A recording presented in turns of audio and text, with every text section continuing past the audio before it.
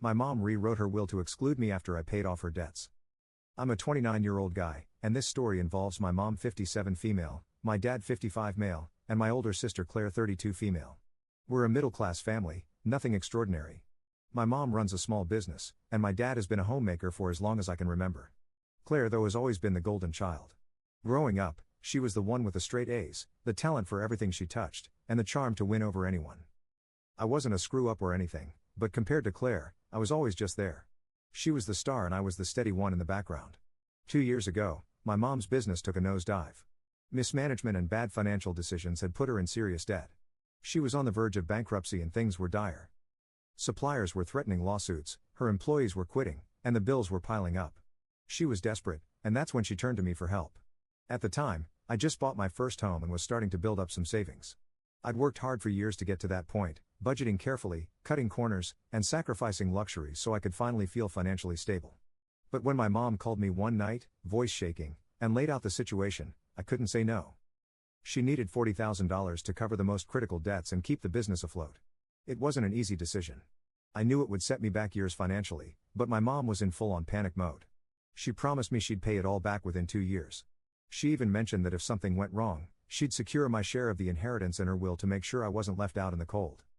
I trusted her. She was my mom after all. My sister, Claire, was notably absent during this whole ordeal. She had her own life to worry about, as she put it. She didn't have the money to help, or at least that's what she claimed. She did offer moral support to my mom, calling her often and encouraging her to stay strong, but financially, she didn't lift a finger. My dad, of course, didn't push her. Instead, he and the extended family zeroed in on me. They guilted me with talks of how much my mom had sacrificed to raise us, how she'd worked so hard to give us a good life. They made me feel like I owed it to her, so I handed over the $40,000 hoping it would be enough to pull her out of the hole she dug herself into. To her credit, the money helped. My mom's business started to recover slowly. She downsized operations, focused on paying off debts, and eventually began turning a modest profit again. At first, she was incredibly grateful. She called me the rock of the family, the one who'd saved everything. It felt good to hear that even if the financial hit was hard to swallow. I thought I'd done the right thing. But over the past year something shifted. Every time I brought up repayment my mom became defensive and distant. "It's coming," she'd say, or "I need a little more time." The gratitude she'd shown initially seemed to evaporate. Meanwhile, Claire was suddenly involved in the business. She started attending meetings, giving her advice, and acting like she was part of the turnaround effort. My mom began praising her constantly, calling her her rock and talking about how much she'd done to support her. It stung, but I brushed it off. I figured it was just mom being mom. Then, about 6 months ago, I overheard a conversation between my parents. I was at their house and they didn't realize I was within earshot. They were talking about updating the will. My dad mentioned leaving the bulk of everything to Claire because she's the one who's been there for me. My mom hesitated, bringing up my contribution, but my dad dismissed it saying he's financially stable. She doesn't need it. That was a punch to the gut. I confronted my mom later and she admitted it. She'd rewritten the will leaving Claire the majority of the inheritance and cutting me out entirely. Her justification: Claire had been instrumental in helping the business recover while I didn't need the money.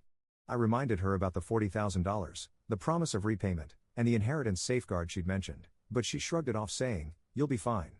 At that moment, I realized just how much I'd been taken advantage of. I'd sacrificed my savings, delayed my own plans, and bailed her out of a crisis, only to be sidelined and dismissed.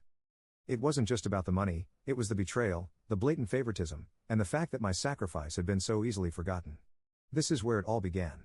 Little did I know, things were about to get a lot messier. Update 1. After finding out about the will changes and my mom's justification, I went home and told my partner, Anna, everything. Anna's been my rock through a lot, and I knew I could count on her for perspective. When I laid it all out, the loan, the promise of repayment, and now the blatant favoritism, she was stunned. She asked me if I had any written proof of the loan. I didn't, just a few vague texts from when we first discussed it. Anna suggested I consult a lawyer, not to fight over the will, but to at least recover my $40,000. Before taking any legal steps, I decided to call for a family meeting. I wanted everything out in the open and thought maybe, just maybe, my mom would see reason. We gathered at my parents' house the following weekend. It was me, Anna, my parents and Claire. As soon as I brought up the will, Claire rolled her eyes. My mom didn't even try to deny it. She repeated the same reasoning. Claire had been more involved in the business, and I was financially stable so I didn't need the inheritance. When I brought up the $40,000, Claire jumped in before my mom could respond. She called it a loan and accused me of being greedy. According to her, I should have given the money without expecting anything in return because family helps family. My mom just nodded along. When I asked why she promised to repay me and then changed her mind, she dismissed it, saying I'd misinterpreted her intentions. My dad stayed quiet through the entire discussion, only muttering that he didn't want the family to fight. The meeting ended with Claire storming off and my mom telling me to get over it. Frustrated, I decided to share what happened with some of my relatives. I thought they'd back me up, but the reactions were mixed. A few, like my cousin Daniel, were sympathetic and called out my mom's behavior. Others took Claire's side, saying I was overreacting and should let it go for the sake of family unity. It was clear Claire had been spinning her version of events, painting me as the villain trying to ruin my mom's retirement. Anna and I agreed it was time to get professional advice. I booked a consultation with a lawyer who explained that contesting a will is incredibly difficult. However, recovering the $40,000 might be possible if I had evidence. That night, I started combing through old emails and bank records. I found a few texts where my mom had thanked me for the loan and promised to pay it back soon. While they weren't definitive, the lawyer thought they might be enough to build a case. As word spread about my consultation, my dad started calling me daily, begging me not to escalate things. He reminded me how hard my mom's life had been recently, with the business struggles and her health issues. He said taking legal action would destroy the family and that I'd regret it. I asked him why he wasn't pushing my mom to do the right thing, but he dodged the question, saying he just wanted peace. Meanwhile, Claire took things to another level. Through a mutual relative, I found out she'd been telling everyone I was trying to bankrupt my mom out of spite. She claimed I was jealous of her success and wanted to sabotage the family business. It was infuriating, but I tried to stay focused. I gave my mom one last chance to settle this privately. I called her and laid it out. Either we talk and come to an agreement, or I'd have no choice but to take legal action. She brushed me off, saying, "Money isn't everything." The emotional toll started weighing on me. Every time I thought about how easily they dismissed everything I'd done, it felt like a punch to the gut. Thankfully, Anna and a few close friends were there to remind me I wasn't crazy for standing my ground. They encouraged me to push forward even when I started doubting myself. Feeling cornered and unsure of my next move, I decided to share my story online. I wasn't expecting much, but I wanted advice from people who'd been in similar situations. I posted on Reddit detailing the whole saga, from the $40,000 loan to the will changes and my mom's complete disregard for her promises. The response was overwhelming. The post blew up, and thousands of people chimed in with support and advice. Many shared their own stories of betrayal, and some even gave me tips on how to strengthen my legal case. Others suggested I go no contact with my family entirely, though I wasn't sure I was ready for that. The most surprising thing was how validating it felt to read strangers' comments. For the first time, I didn't feel crazy for being upset. People confirmed what I'd been feeling all along. My family had taken advantage of me and I deserved to stand up for myself. It gave me the push I needed to keep going. This was just the beginning. The fallout from my decision to take a stand was about to get even messier. Update 2, the response to my Reddit post was overwhelming. The general consensus: forget the will, focus on getting the $40,000 back. Fighting over inheritance could drag on forever, but recovering the loan was a concrete goal. Armed with this advice, I decided to try one last time to resolve things with my mom. I showed up at my parents' house unannounced. My dad let me in, but the tension was palpable. When I sat down with my mom, I explained that this wasn't just about the money, it was about the promise she'd made and the principle of it all. She cut me off, calling me ungrateful and disrespectful for throwing her generosity back in her face. I reminded her that I'd bailed her out when she was drowning in debt, but she doubled down, accusing me of trying to tear the family apart over a little bit of money. It was clear we weren't getting anywhere. A few hours after I left, my dad called. He didn't yell or argue, but went straight to guilt tripping. He talked about how hard things had been for my mom, how much she'd sacrificed for us, and how this whole situation was breaking his heart. He begged me to let it go, insisting that family was more important than money. I asked him why he wasn't pushing mom to honor her promise. He sidestepped the question, saying he didn't want to take sides. Then Claire chimed in literally. She sent me a text that evening dripping with condescension. "I guess mom knows who the real MVP is. Maybe if you spent less time whining you'd get some recognition too." I didn't respond, but her message only reinforced my decision. The next day I contacted my lawyer to start the process. My lawyer drafted a formal demand letter outlining the $40,000 loan and requesting repayment. It was sent to my mom by certified mail. I knew this would escalate things, but at this point I didn't see another option. As expected, word spread quickly through the family. I started getting calls and messages from relatives accusing me of being selfish and vindictive. Some said I was tearing the family apart, others implied I was trying to ruin my mom's retirement. A few defended me, but it was clear the majority had taken mom and Claire's side. Amid all this chaos, I learned through a mutual acquaintance that my mom's business was struggling again. Her financial mismanagement hadn't stopped and she was making risky decisions that weren't paying off. I wasn't surprised, but it was frustrating to see how little had changed after everything I'd done to help. To strengthen my case, I decided to share some of the emails and texts I'd found with a few trusted family members. I wasn't trying to sway anyone, but I wanted to make it clear I wasn't fabricating anything. The evidence started to shift a few opinions. A couple of relatives who'd initially sided with Mom admitted they hadn't realized how much I'd done for her. I updated Reddit with everything that had happened so far, and the support came pouring in again. People offered advice on how to navigate the legal process, shared similar stories of family betrayal, and reminded me that standing up for myself wasn't wrong. Some even dug into public records and found concerning details about Claire's involvement in the business, which matched something a cousin had recently told me. Apparently, Claire had been siphoning money from the business for her personal use. She'd framed it as consulting fees, but was essentially draining resources under the radar. The cousin, who had access to some of the financial records, shared screenshots with me. It was shocking, but not entirely surprising. This new information added another layer to the mess. Family gatherings became impossible. People had taken sides and the divide was clear. My mom and Claire had their loyalists, while a smaller group, including a few cousins, supported me. I stopped attending events entirely to avoid the drama, which only fueled more gossip. Every decision I made seemed to add to the narrative Claire and my mom were spinning about me being the bad guy. The legal process wasn't cheap and the mounting fees started to take a toll. Anna and I cut back on expenses to make it work, but the stress was real. Still, I couldn't back down. The alternative, letting my mom and Claire walk all over me, was worse. My mom, meanwhile, tried to counter by painting me as a liar. She told anyone who would listen that the $40,000 was a gift, not a loan. But my evidence was solid enough to start swaying some of the neutral family members. A few even reached out to apologize for doubting me. Then an unexpected ally emerged. One of my mom's former business partners contacted me. He'd heard about the legal dispute and offered insider information about how my mom had been running things. She didn't have anything directly related to the $40,000, but her insights into the business and Claire's role in its downfall could be valuable if things escalated further. As the dust settled for the moment, I realized the fight was far from over. Every step forward seemed to uncover more layers of betrayal, but at least now I wasn't fighting alone.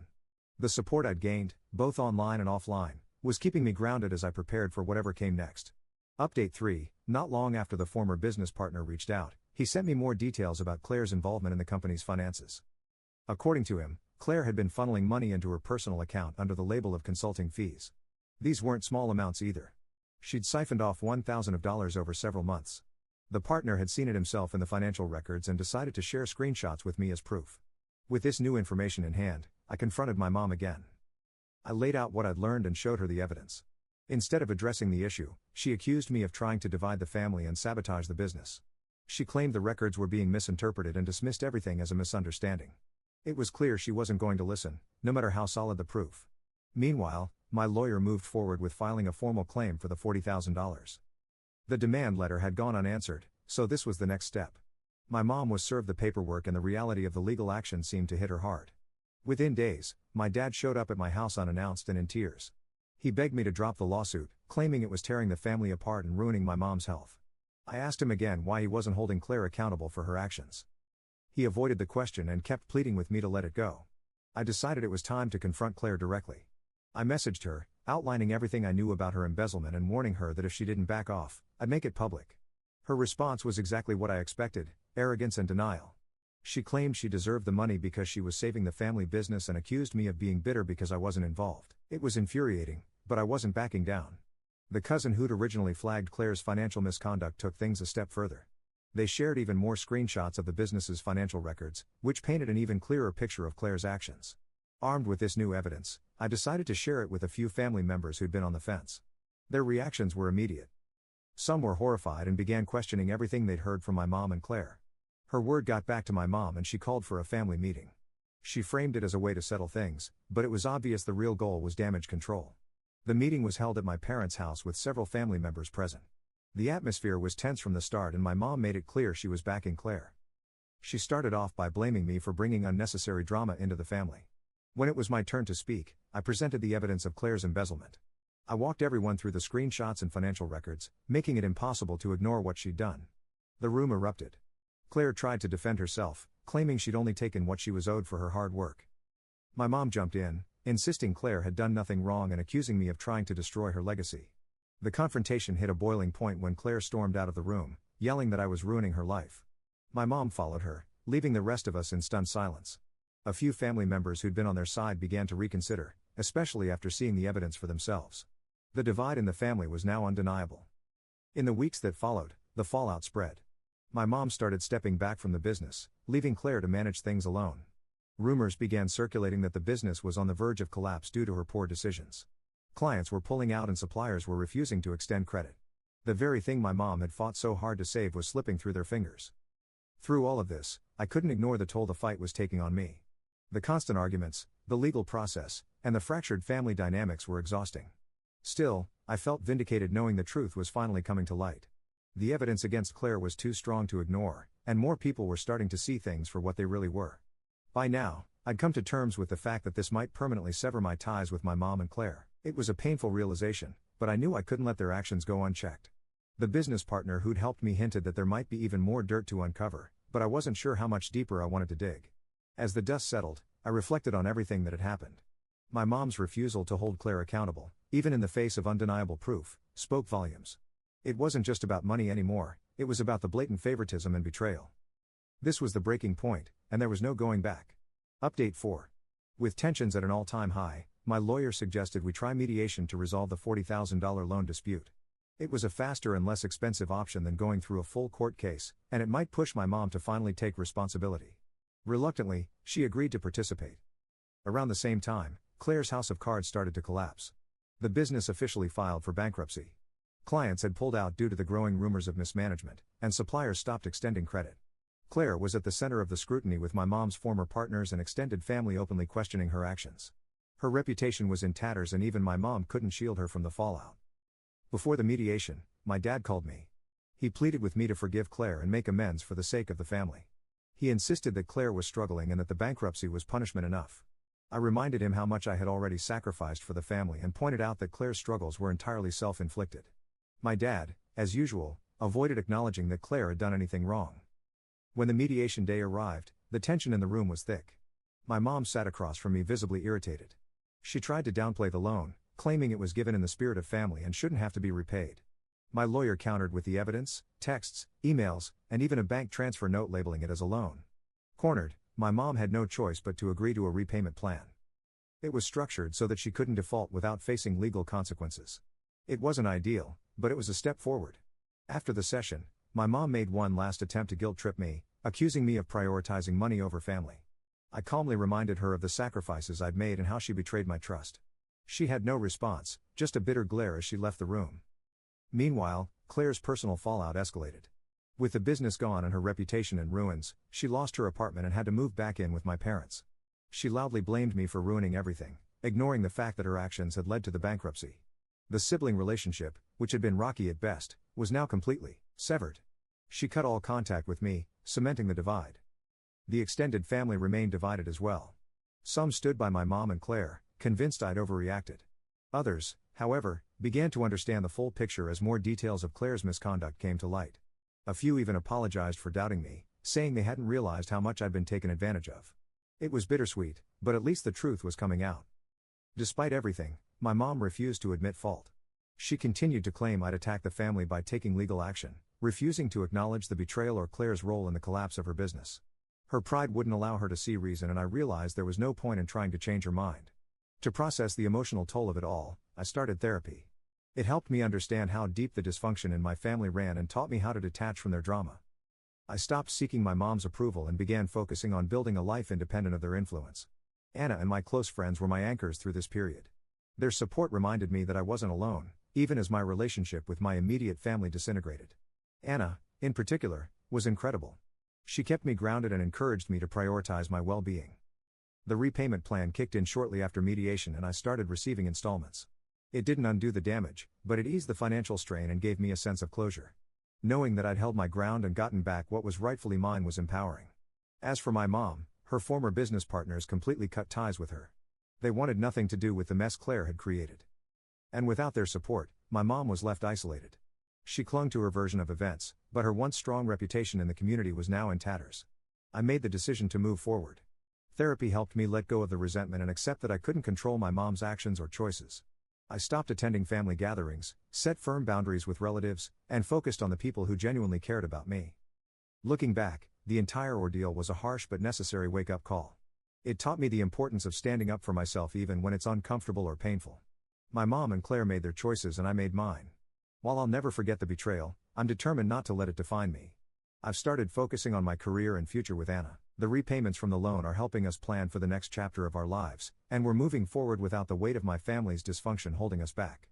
For the first time in a long while, I feel like I'm in control of my own story. Update 5.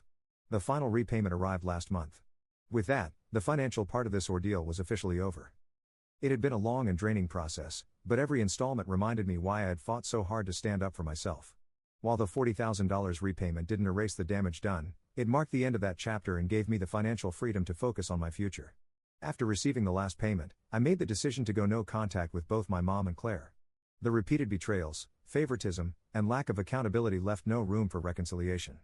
Cutting them out wasn't easy, but it was necessary for my peace of mind. For the first time in years, I felt like I could breathe without their drama hanging over me. Anna and I have grown even closer through all of this. She's been my biggest supporter and now we're planning our future together. Without the constant stress of my family's dysfunction, we've been able to focus on building something stable and meaningful. We've started looking at new homes, something we'd put on hold during the repayment process. It's exciting to finally be moving forward without financial or emotional baggage weighing us down. At work, things have been going well too. With the repayment helping to ease my financial strain, I've been able to invest more energy into my career. I recently got a promotion, and for the first time, I feel like I'm truly thriving in my professional life. The contrast between my family's chaos and the stability I found elsewhere has been eye-opening. Therapy has also been a game changer. It's helped me redefine what family means to me. I've come to realize that family isn't about blood, it's about the people who genuinely care about you and show up when it matters. For me, that's Anna, a few close friends, and surprisingly my cousin. The same cousin who leaked Claire's financial misconduct has become a confidant. They've been supportive throughout this entire process and we've grown much closer as a result. Speaking of Claire, I've heard through mutual acquaintances that she's still struggling. After the business collapsed, she hasn't been able to hold down a stable job and is facing significant financial difficulties. True to form, she's blaming everyone but herself for her situation. I haven't reached out and have no plans to, but hearing about her downward spiral has been a reminder of how toxic her behavior was. As for my mom, her refusal to take accountability has left her increasingly isolated. Most of the extended family has distanced themselves, especially after the truth about Claire's misconduct came to light. The few relatives who still speak to her have told me she spends most of her time reminiscing about the past, trying to rewrite history to make herself the victim. It's sad, but I've accepted that she's unlikely to change. My dad has quietly reached out a few times. He hasn't outright apologized, but he's made comments that suggest he regrets not standing up for me. Still, he remains tied to my mom and her decisions, so I've kept my boundaries firm. I've learned not to expect more from him than he's capable of giving, and that realization has made it easier to let go of lingering resentment. The support I've received online has been incredible. My Reddit updates sparked conversations with people who've been through similar situations, and the solidarity has been both humbling and empowering. Sharing my story has helped others feel less alone in their struggles, and it's been a reminder that even in the darkest times there are people out there who understand and care. I've also set clear boundaries with the remaining family members in my life. While I'm open to healthy relationships, I won't tolerate manipulation or guilt tripping. That's been a hard line to draw, but it's one I'm committed to maintaining. The mistakes of the past won't be repeated. With the repayment complete, Anna and I are finally able to make some long-term plans. We're exploring neighborhoods for our dream home, and I've even started putting money aside for an investment portfolio. For so long, I felt stuck, but now the possibilities feel endless. It's a good feeling to finally have control over my own life. Reflecting on everything, I've come to realize that my financial sacrifice was a double-edged sword. It exposed the true dynamics of my family and forced me to confront painful truths. While it was a hard lesson to learn, I'm grateful for the clarity it brought. I've let go of the need for my mom's approval, and I am instead focused on building a life that aligns with my values and goals. To everyone who followed my story and offered support, I can't thank you enough. Your advice, encouragement, and shared experiences have meant the world to me. This journey hasn't been easy, but knowing I wasn't alone made it bearable. For anyone facing similar challenges, I hope my story serves as a reminder that standing up for yourself is always worth it. This is my final update. I'm closing this chapter and moving forward with hope and determination. Life is far from perfect, but it's mine, and I'm excited to see where it takes me next. Thank you all for being a part of this journey.